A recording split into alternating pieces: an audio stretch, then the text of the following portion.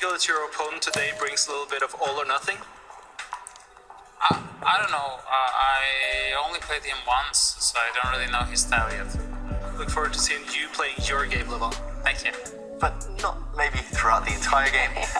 So he does start with the English opening Magnus, and then after a bit of thought, he brings his knight out. So this could transpose into a variety of openings. It could transpose into the Queen's Gambit, the Catalan. Okay, this is still well-known stuff. Magnus now will push one of the white pawns in the center. And, okay, still much more steady at least than the last game in terms of the opening. Magnus though, he's back at his old tricks, laughing again.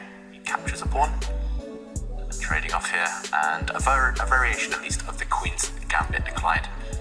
Still well-known stuff, but not supposed to be the most critical. Yeah, my understanding is that it's not critical at all, and that all Alireza has to do with the black pieces is just support the center, and then this is the problem. The light squared bishop that black has will manage to get outside the pawn chain. Yeah, just a very solid start. It feels like Magnus today, he's just trying to avoid any theoretical battles where it's about homework, it's about who's kind of prepared harder. But it also feels like he's freestyling, and that's dangerous in speed chess. In longer games, you can get away with freestyling. At the critical moments, you stop, you pause, you kind of pull yourself back from the brink. But in rapid chess, whenever I freestyle, it tends to go a bit wrong. I think it makes sense. I mean, Firouzja is a very dangerous attacking player, tactical player. So I think fixing the pawn structure does make a lot of sense. But I'm still a bit bewildered. It'd be interesting to see the quality of his play in this game, to be entirely honest. This is one of the main ideas here, and this tries to stop black developing the light square bishop to... Yeah, with Eric Hansen, the others. Could be listening to you, Simon. Maybe it's the podcast we did with you a few months ago. Must be. Maybe. Yeah, I'm surprised. I did like that tweet earlier on that we saw from Tricky Dicky saying, can Magnus laugh his way to 1 out of 1? And this is the major move where black simply just forces that bishop to come to the f5 square. And yeah, very natural developing move from Magnus. And yeah, I'm kind of curious. What is everyone thinking about Magnus, Alireza? Who are you cheering for? How are you supporting your favorites? And remember, there's a selfie competition going on. It's a selfie competition, so we do like to see pictures in landscape mode. And remember to tweet us using the hashtag #ChessChamps. How are you cheering for your favorite player? Yeah. And we're especially big fans of fold fingers, just so you know. Haven't seen any so far. I know. I haven't seen any yet.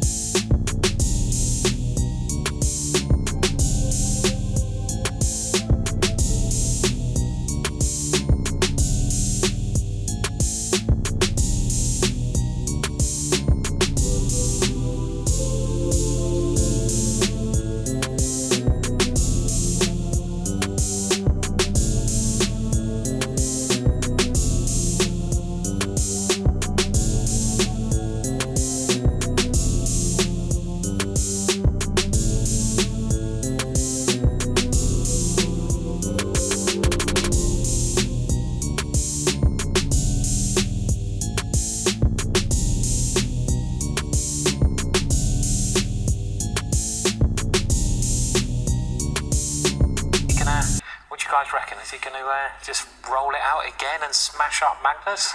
Is he going to do the business? I mean, it's funny, sometimes we look at the stats, right, and we say, okay, there's reasons for this certain pattern, it's not going to happen in this game, but we looked at the stats before today, we said Firouzja's great with white, struggles a bit with black. That's just happened. Sometimes the players, they forget to look at the stats, they're too busy looking at the moves when they prepare openings. I've been guilty of that myself, but Magnus needs to play solid for the next game. That's all I know. Firouzja will go on the attack, he'll do his own thing, but... And it does seem with Firouzja, like one thing that could automatically like improve his game is trying to fix his openings a little bit with the black pieces, because he didn't really get the kind. I mean, playing the Queen's Gambit doesn't really seem to fit him. I mean, you've got to try to play openings that excel your natural talents. So, you know, so I'm surprised, you know, he's playing that opening, basically. Maybe he could try something else. Yeah, there are more active openings that are still solid enough that he can choose. And Firouzja's problem, his whole career, he played really aggressively as black because he played lots of open tournaments where you need to win with black. Now he's playing the top guys, he's still quite young. Just adding that solidity, maybe something like Jan-Krzysztof, just adding the Petrov or adding the Berlin or something solid. Yeah, that might help him make that final step. Yeah, you guys are talking about solid, and Firouzja's position isn't anything but solid. I mean, just look at the white rook on the 7th row. It's going to be reinforced by its sibling standing there on d1. The queen can come in as well. I mean, the position is just creaking for Firouzja. Something is going to give. Yeah, white's a pawn up, and he has the positional advantages. And okay, I traded one set of rooks, doesn't really help. What can you even move for black here? You can barely move the black knight. The black queen doesn't have any decent squares, really. The black rook is tied down defending the black knight. Yeah, I mean, the big thing is that the black queen has got no active possibilities at all.